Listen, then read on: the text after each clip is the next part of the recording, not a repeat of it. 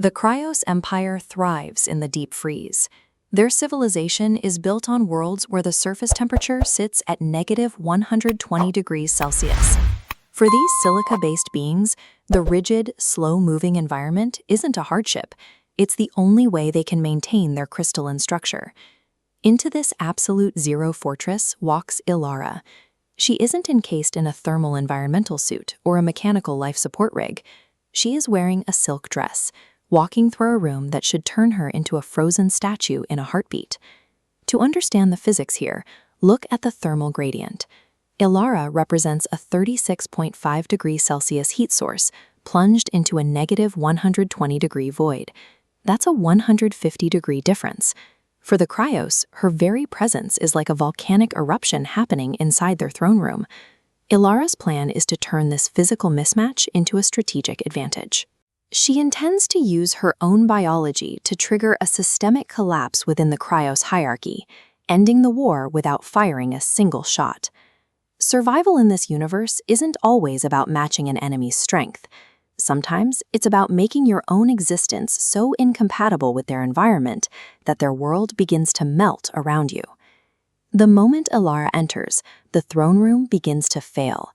Her passive body heat hits the millennial ice floor, carving a hissing trail of liquid water behind her. Even the guards find their frozen spears softening and dripping as she passes, their structural integrity failing simply because she is near.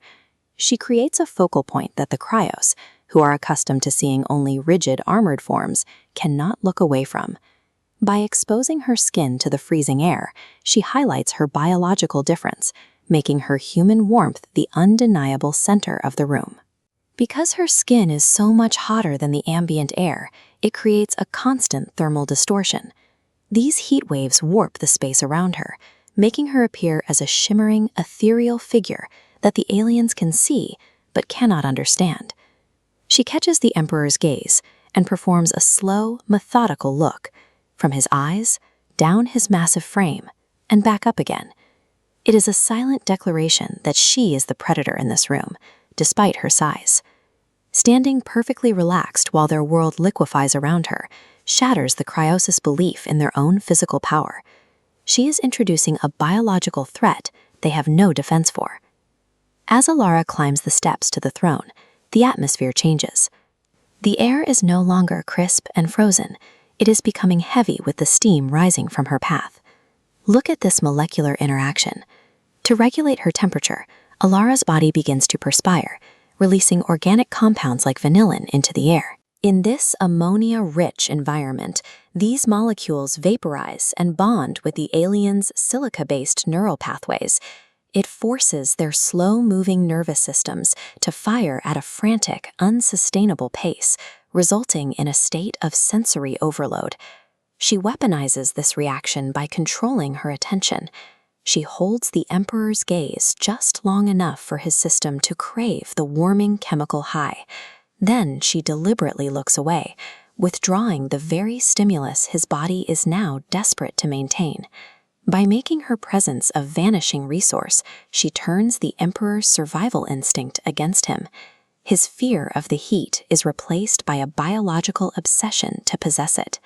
The great throne room is now a dense, orange-hued sauna. The Emperor's ancient ice armor is actively sloughing off his body in thick, wet sheets as the localized temperature continues to climb. Elara moves into his immediate personal space. She extends her hand, bringing about searing 36-degree warmth until it's only a millimeter from his face, and then she holds it there. This is the peak of the tension. By refusing to bridge that final gap, she forces the Emperor to live in the agonizing space between desire and destruction. He is caught in a lethal paradox. His chemically overwhelmed mind wants the touch, but his biology knows that direct contact with her skin would cause his cells to literally boil and evaporate. The anticipation of the heat does more damage than the heat itself. The Emperor is defeated by a touch that never even happened. When human reinforcements arrived, they didn't find a battlefield. They found a leader whose throne had turned into a puddle, and a warrior caste whose will had completely evaporated. This victory came from a total reversal of traditional combat logic. Instead of attacking a shield, Elara changed the environment until the shield itself became a weight that crushed the user. The peace treaty Elara holds was signed not out of respect for human weapons, but out of a desperate need for her to leave the room before the Emperor ceased to exist. Following this encounter, the Kryos reclassified Earth. They removed it from the Death World registry and placed it at the top of a new category, Hotworld. This demonstrated that human physiology is more effective than any orbital bombardment. Our baseline existence is an elemental force that cannot be contained or controlled. Ice can freeze a planet, but it always bows to the sun.